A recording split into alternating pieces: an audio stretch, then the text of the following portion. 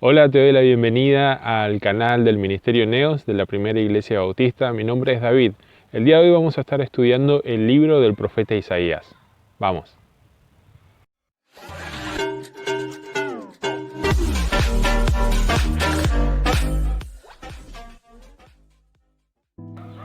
Muy bien, hoy vamos a estudiar este libro del Antiguo Testamento, que desde mi punto de vista es el más importante de todo el Antiguo Testamento.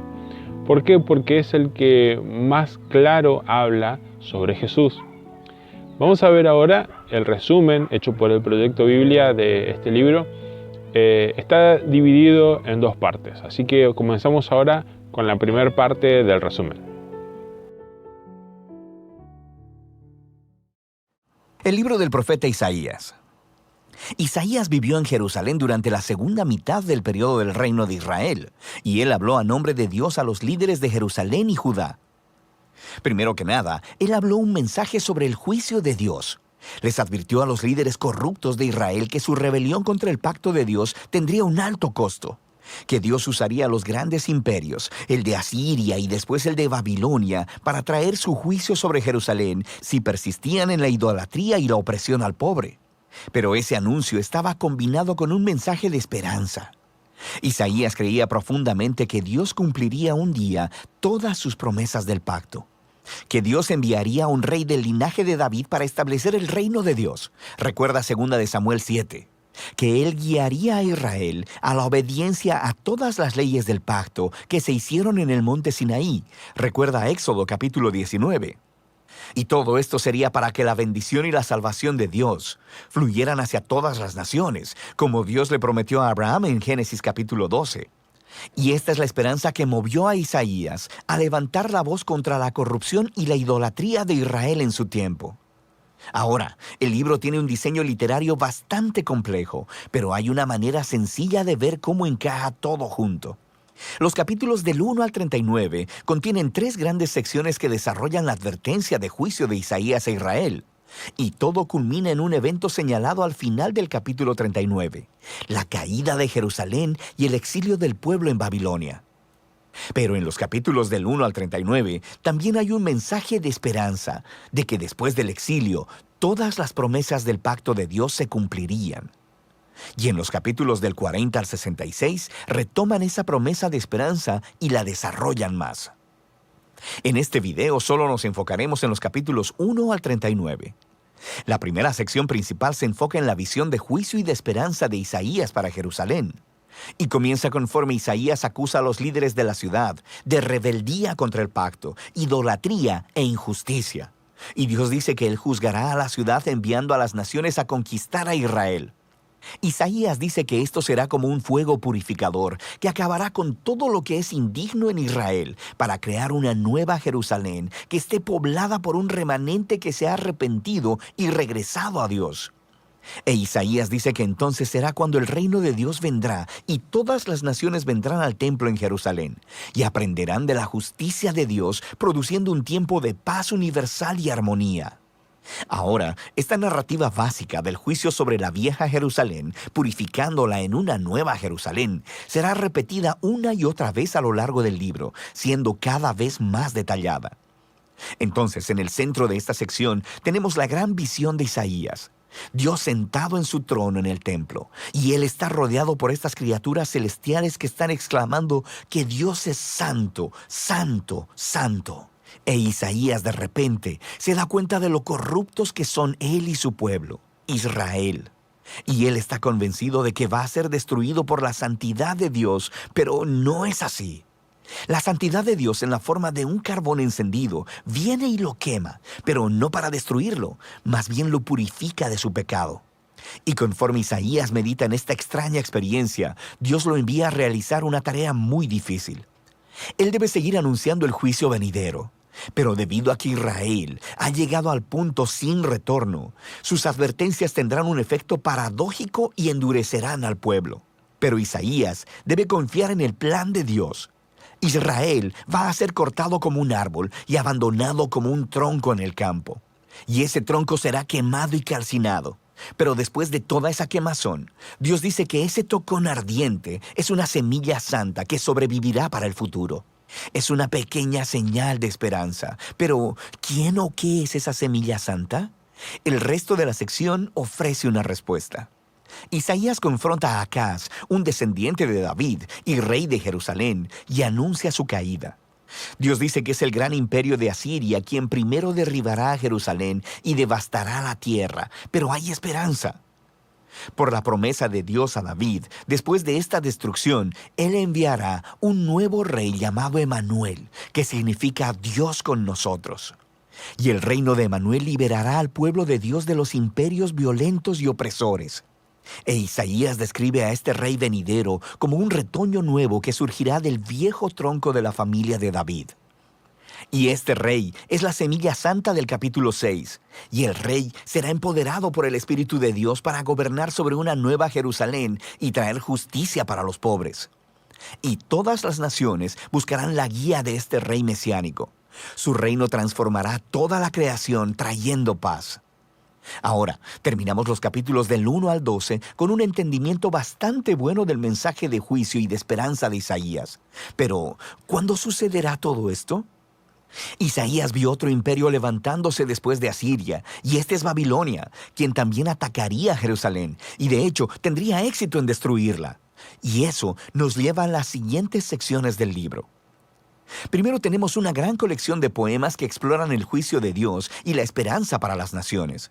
Se nos enseña primero que nada sobre la caída de Babilonia y de los vecinos de Israel. Isaías podía ver que el poder mundial de Asiria sería un día reemplazado por el imperio de Babilonia, una nación todavía más destructiva y arrogante. Y los reyes de Babilonia decían que eran más grandes que todos los otros dioses, así que Dios promete hacer caer a Babilonia. Y no solo Babilonia. Isaías nombra a los vecinos de Israel, acusándolos a todos de la misma clase de orgullo e injusticia, y predice su ruina eventual. Pero recuerda, para Isaías, el juicio de Dios nunca es la última palabra, ni para Israel ni para las naciones. Y eso nos lleva a la siguiente sección, que es una serie de poemas que cuentan la historia de dos ciudades. Está la ciudad enaltecida, que se ha exaltado a sí misma por encima de Dios y se ha vuelto corrupta e injusta. La ciudad es un arquetipo de la humanidad rebelde y se describe con un lenguaje que se toma prestado de las descripciones anteriores de Isaías de Jerusalén, Asiria y Babilonia, puestas todas juntas. Esta ciudad está destinada a la ruina y un día será reemplazada por la nueva Jerusalén, donde Dios reina como rey sobre una humanidad redimida, proveniente de todas las naciones, y no hay más muerte o sufrimiento. Estos capítulos son el clímax de esa sección y muestran cómo el mensaje de Isaías apunta mucho más allá de su tiempo. Era un mensaje para todos los que están esperando que Dios traiga justicia sobre los reinos violentos y opresores, y que traiga su reino de justicia, paz y amor sanador. La siguiente sección regresa el enfoque al ascenso y al descenso de Jerusalén. Y primero encontramos un conjunto de poemas donde Isaías acusa a los líderes de Jerusalén de volverse a Egipto para obtener protección militar contra Asiria. Él sabe que ese tiro le saldrá por la culata, e Isaías dice que solo confiar en Dios y el arrepentimiento puede salvarlos ahora, lo que se ilustra con la historia del ascenso de Ezequías, rey de Jerusalén. Justo como predijo Isaías, los ejércitos asirios vienen e intentan atacar la ciudad. Así que Ezequías se humilla delante de Dios y ora por liberación divina, y la ciudad es salvada milagrosamente de un día para otro.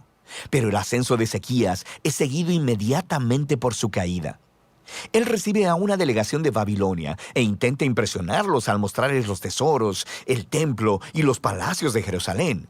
Es claramente un esfuerzo para hacer otra alianza política para recibir protección.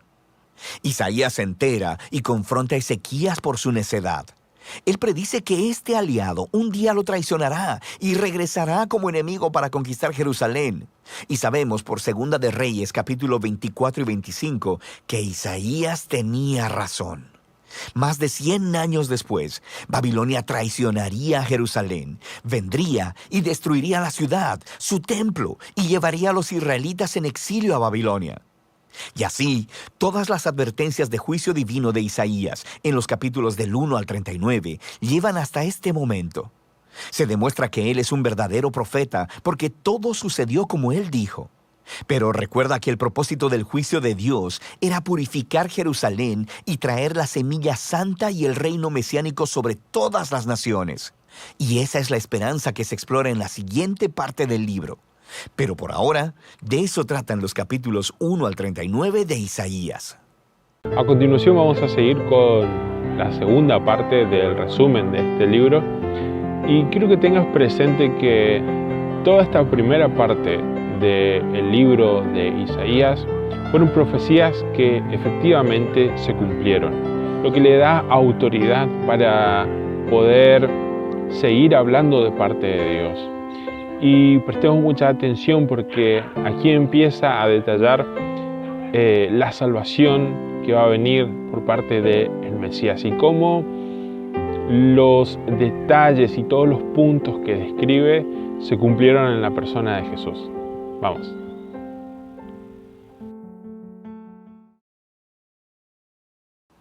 El libro del profeta Isaías.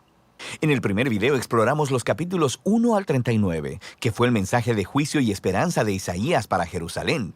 Él acusó a los líderes de Israel de rebelión contra Dios y dijo que a través de Asiria y luego de Babilonia, el reino de Israel sería derribado en una acción del juicio de Dios. Así que el capítulo 39 concluyó con Isaías prediciendo la caída de Jerusalén y el exilio en Babilonia. Y 100 años después de Isaías, tristemente, todo esto vino a suceder. Pero la esperanza más grande de Isaías era una nueva y purificada Jerusalén, donde el reino de Dios sería restaurado a través del rey mesiánico venidero y todas las naciones serían unidas en paz. Así que los capítulos del 40 en adelante exploran esta gran esperanza.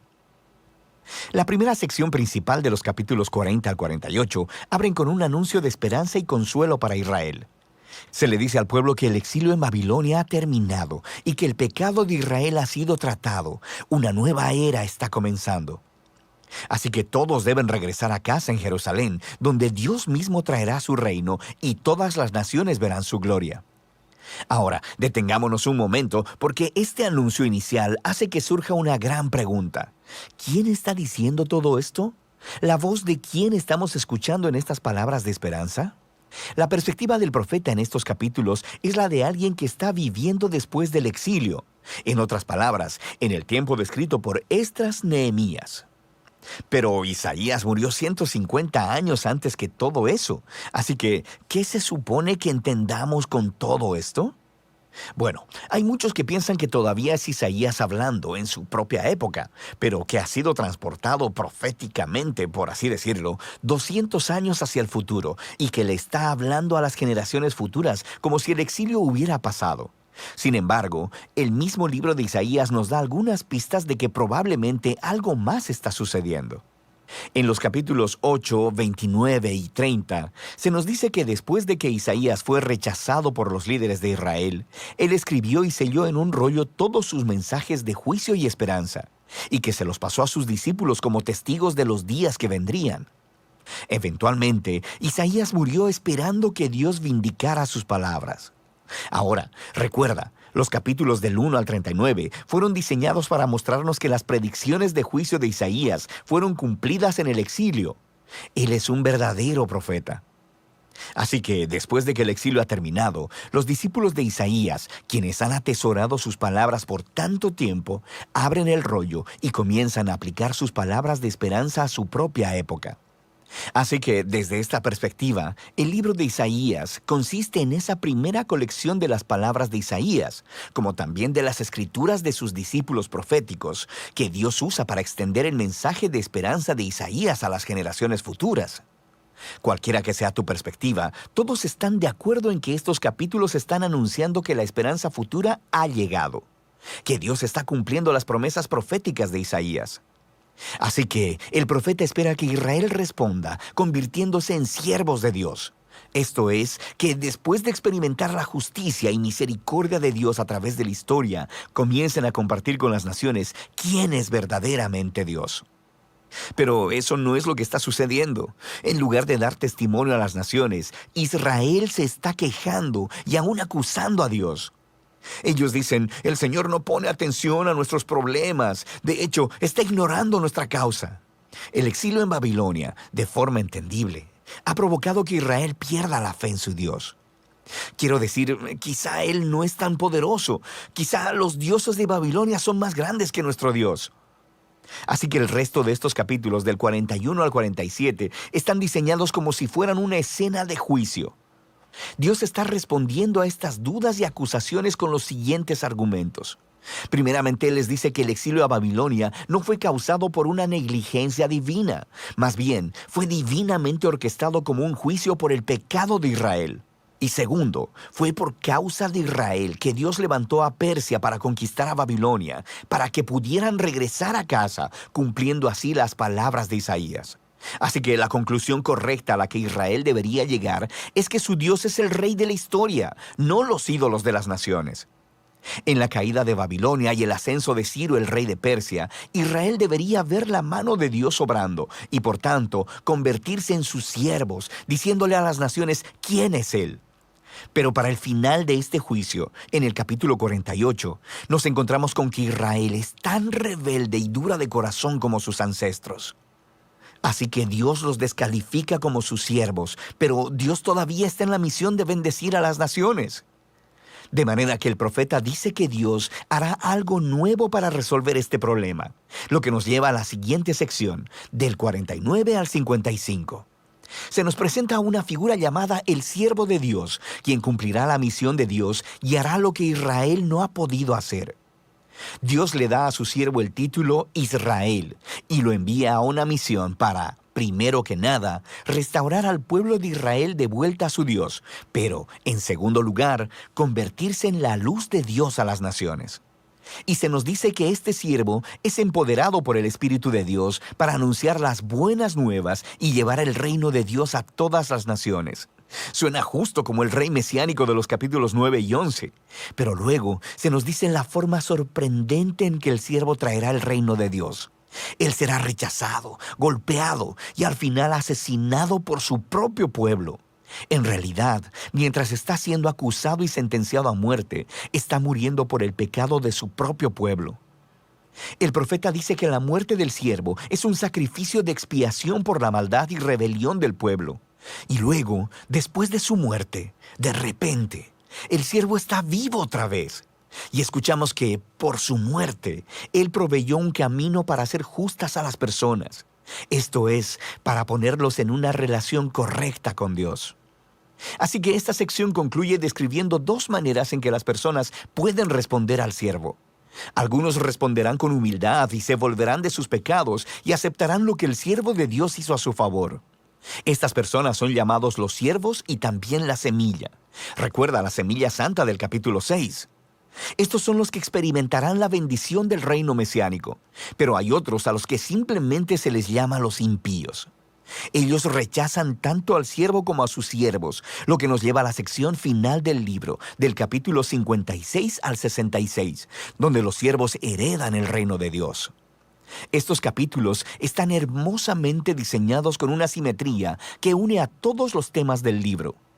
Justo en el centro están 3 hermosos poemas que describen cómo el siervo empoderado por el Espíritu está anunciando las buenas nuevas del reino de Dios a los pobres. Y él reafirma todas las promesas de esperanza que vimos en este libro. La nueva Jerusalén, habitada por los siervos de Dios, será el lugar desde donde la justicia, la misericordia y la bendición de Dios fluirán hacia todas las naciones del mundo.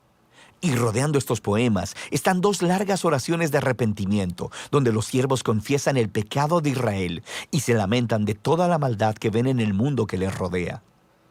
Así que le piden a Dios que los perdone y que su reino venga aquí a la tierra en la misma forma como está en el cielo.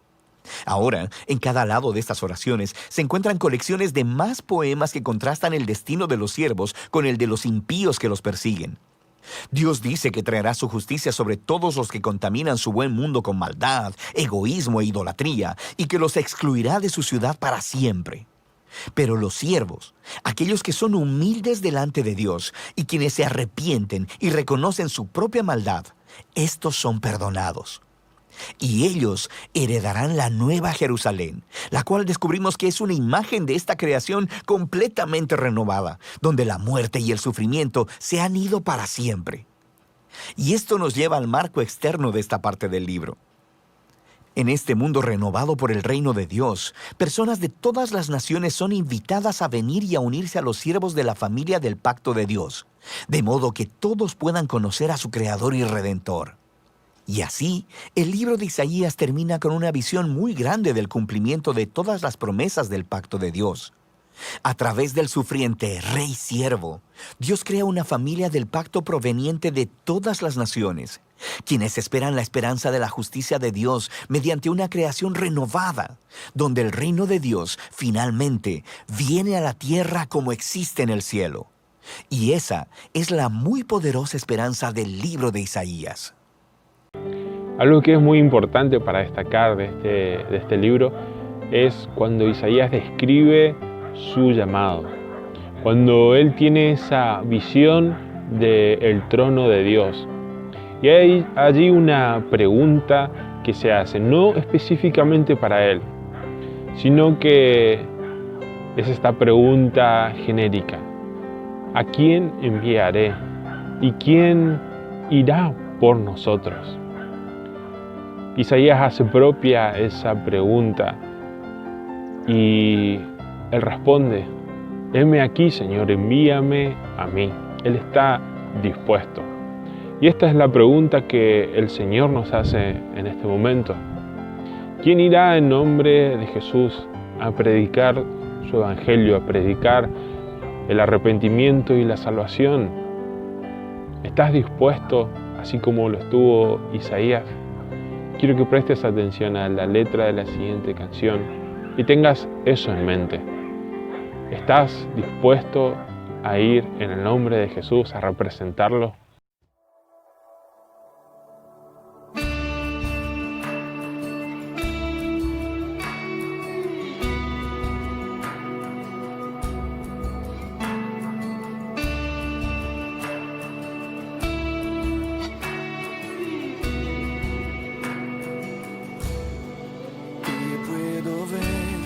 Sentado en tu trono, alto y sublime, toda mi vida se expone a tu gloria, tu gloria revela quién soy. Y de repente toda mi carne se derrite. No hay nada que pueda esconder ante tus ojos. Tus ojos revelan quién soy. Y desde arriba tú envías fuego verdadero que toca mis labios, arranca la mentira y la hipocresía. Nada queda igual en tu presencia. Sé quién soy y aún así tú me amas, aún sabiendo quién soy.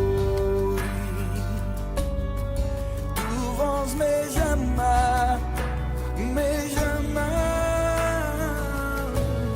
¿A quién enviaré? ¿Quién irá por mí? No busco perfección, solo un corazón dispuesto a todo por mí. ¿A quién enviaré? ¿Quién irá por mí? No busco perfección, solo un corazón dispuesto a todo por mí, todo por mí.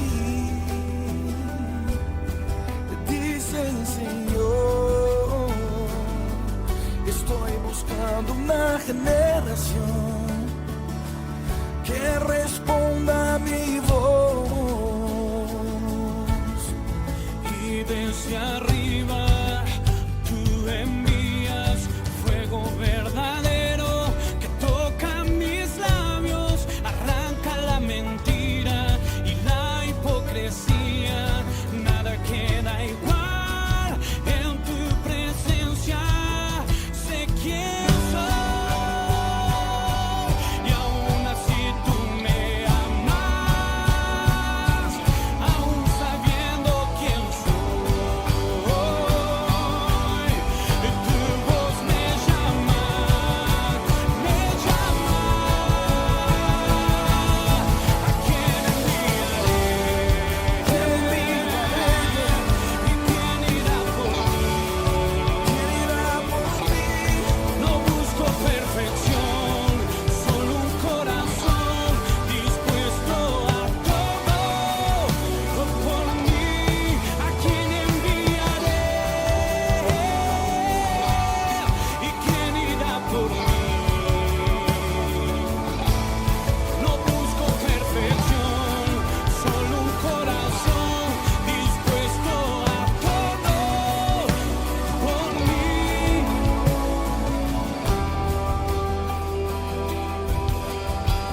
Aquí estoy, Señor.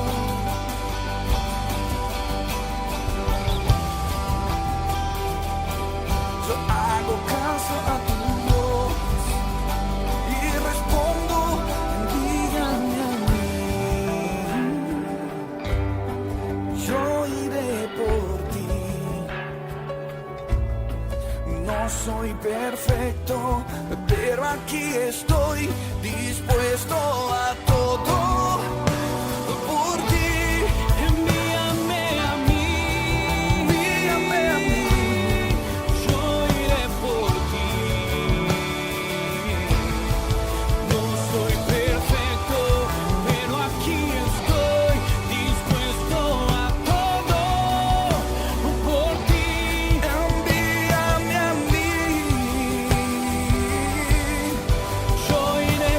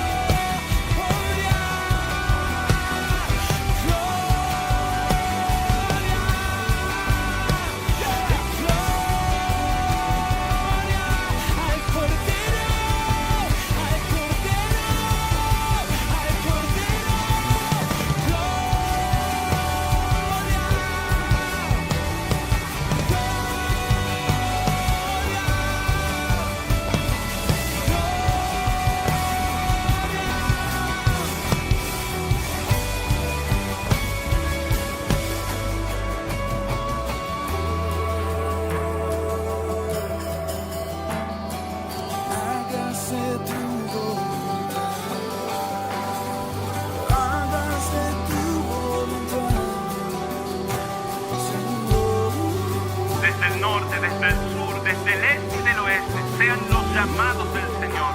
Él sigue clamando, Él sigue diciendo, ¿quién irá por mí? ¿Quién irá por mí? Despertamos el oído de los llamados de nuestro Señor. Despertamos en esta hora. Despiértate, despiértate, despiértate. Despiértate, despiértate. Aquellos que tienen hambre de naciones, aquellos que quieren terminar la historia, aquellos que fueron amados una y otra vez y pueden mirar al Padre, y pueden ver al Padre a través del Hijo, y pueden ver al Hijo a través del Espíritu, aquellos que tienen ganas de ver la manifestación de su gloria cubriendo la tierra. A los Isaías de esta generación nos convocamos en el nombre del Hijo, por la obra del Hijo, porque todo fue hecho por Él y para Él.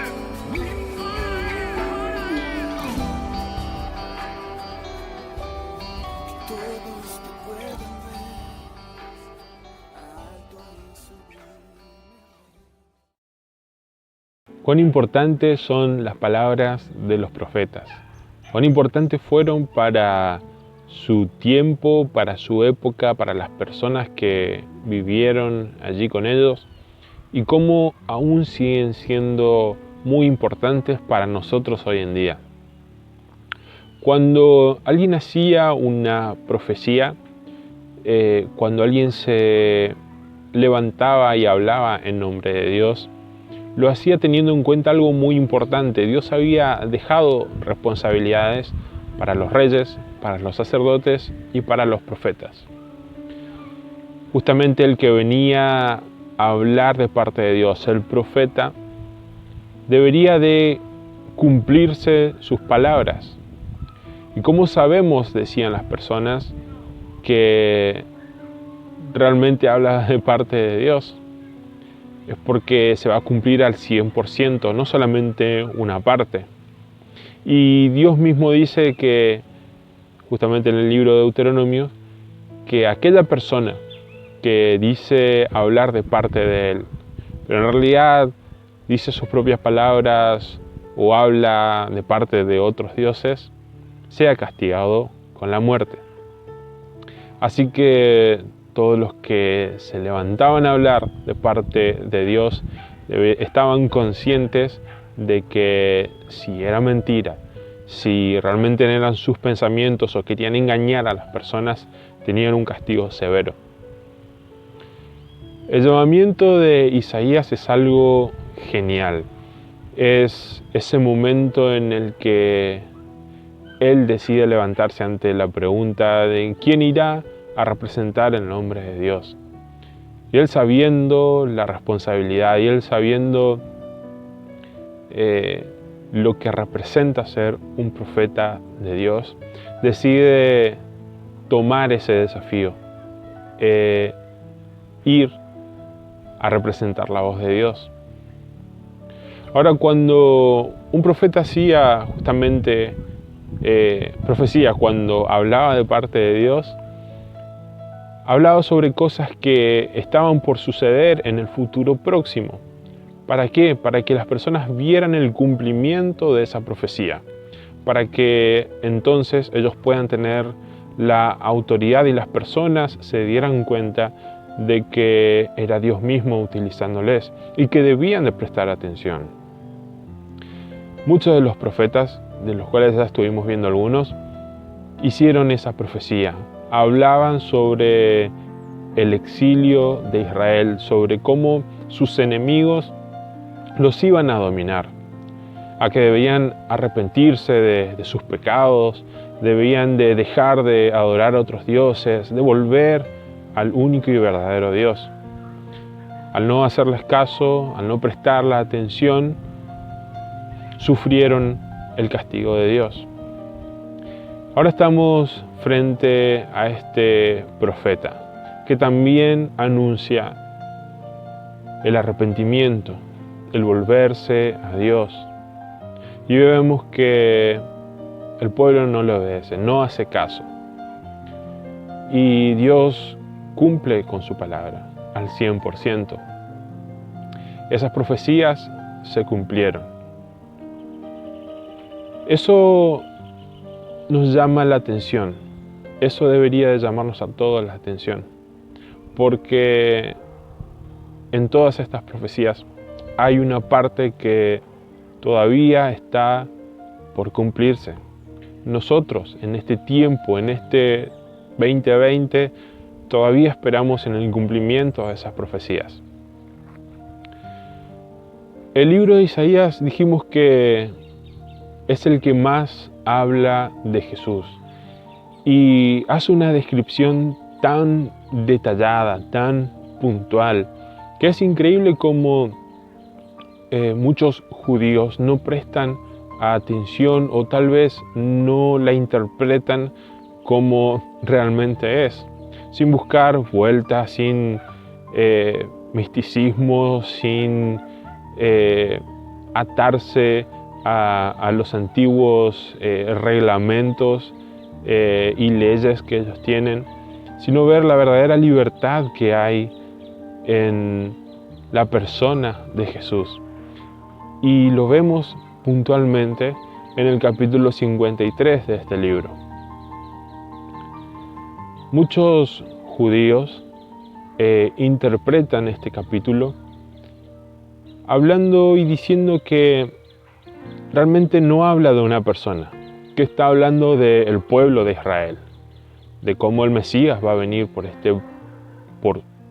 su pueblo, por Israel, y todavía lo están esperando, dejando de lado todas estas profecías que se cumplieron en la persona de Jesús, inclusive con cosas que Jesús no podía manejar, que cualquier persona, si quisiera suplantar a alguien, no podría hacerlo. Nadie puede controlar el lugar de su nacimiento, nadie puede controlar todos los sucesos detallados sobre su llegada aquí al mundo. Pero los profetas, inspirados por Dios, dieron todos estos detalles que se cumplieron en Jesús. Hay un principio matemático que nos habla sobre la probabilidad de las cosas. Y nos dice que si hacemos una predicción, tenemos un 50% de probabilidades de que eso se cumpla o no se cumpla. Por ejemplo, yo puedo decir, mañana va a llover. Y tengo un porcentaje de 50% de probabilidades, ya que puede que sí llueva o puede que no llueva. Este mismo principio dice que a medida que yo vaya agregando cosas, este porcentaje de probabilidad se va a reducir a la mitad. Por ejemplo, si yo agrego de que no solo que mañana va a llover, sino que va a comenzar a las 11 de la mañana, la cantidad, la probabilidad, el porcentaje se reduce a la mitad, o sea que tengo ahora un 25% de probabilidad de que se cumpla o no. Pero si no me quedo solo ahí, sino que digo, no solo va a empezar a las 11, sino que va a terminar a las 3 de la tarde. Nuevamente se reduce la probabilidad a la mitad y ahora tengo el 12% de probabilidad de estar correcto. Y así, si seguimos agregando cada vez más detalles, se van reduciendo. En las profecías de Jesús hay más de 300 en el Antiguo Testamento. Y vemos cómo todo se cumple y esto nos da la seguridad de que Dios es el único que sabe nuestro futuro y que lo conoce en detalle y que Él no se equivoca. Y eso nos hace preguntar, ¿por qué Dios quería que su pueblo, que los israelitas, que los judíos tuvieran tanta información respecto a la venida, a la llegada del Mesías, la llegada del Hijo de Dios aquí al mundo? Y es que este era un suceso tan importante, al que deberían de prestar tanta atención, que lo puso tan detallado para que no se lo perdieran, para que no tuvieran excusas para decir, realmente no prestamos atención. Imagínate que estás por viajar a un lugar y que en aquel lugar te van a recibir. Vos le darías toda la información posible para que supieran que sos vos el que llegás. Le dirías cómo vas a estar vestido, le dirías hacia dónde te vas a dirigir una vez que bajes del avión o bajes del medio de transporte. Tratarías de dar toda la información en cuanto a qué movimiento vas a hacer con tus manos, o si alguien viene a preguntarte, cuál va a ser la respuesta que le darías. Es justamente por todo esto que Dios da tantos detalles de la venida de su Hijo, para que todos presten atención y no tengan excusas para decir realmente no nos dimos cuenta. En este capítulo 53 nos habla del sufrimiento del siervo y empieza a describir el camino hacia la cruz y cómo eso nos va a liberar a nosotros de la enfermedad del pecado. Porque allí trata diciéndonos a las personas de que la verdadera enfermedad es el pecado. Es lo que nos lleva a una muerte eterna. Y Jesús, a través de su sufrimiento, a través de su muerte, nos hace libres de esa enfermedad, libres del pecado. Allí es donde se describe la crueldad de la cruz. Allí se describe cómo nosotros merecíamos estar allí, porque la paga del pecado es la muerte. Y Jesús se ofreció como un cordero, como el cordero santo, sin mancha, que quita el pecado del mundo. Este libro, esta profecía, es tomada por muchas personas también como el quinto evangelio. Es el más nombrado en todo el Nuevo Testamento. Vemos que tanto Pedro como Jeremías se refirieron a este libro, e incluso Jesús mismo, al levantarse en la sinagoga, al tomar el rollo del profeta Isaías, al leerlo y al terminar, decir que esta palabra se cumple en él. Cuando vemos que todo esto apunta hacia Jesús, todavía nos preguntamos, ¿qué hay en los ojos de las personas? ¿Qué es lo que cubre su vista, su mirada y no pueden verlo? Muchas personas aman el pecado. Muchas personas están atados a ellos. Creen ser libres, pero no lo son. Es una falsa libertad. Porque al final de cuentas, cuando llega el momento de encontrarse cara a cara con Dios, uno se preguntará, todos nos preguntaremos, ¿qué va a pasar en este momento? Para los que entregamos nuestra vida a Jesús, ya lo sabemos. Sabemos a dónde vamos a estar, sabemos que vamos a estar en su presencia. Pero todas las personas que están alejadas de Dios, que no entregaron su vida a Jesús, llegado al final de sus días, empiezan a preguntarse, ¿qué pasará del otro lado?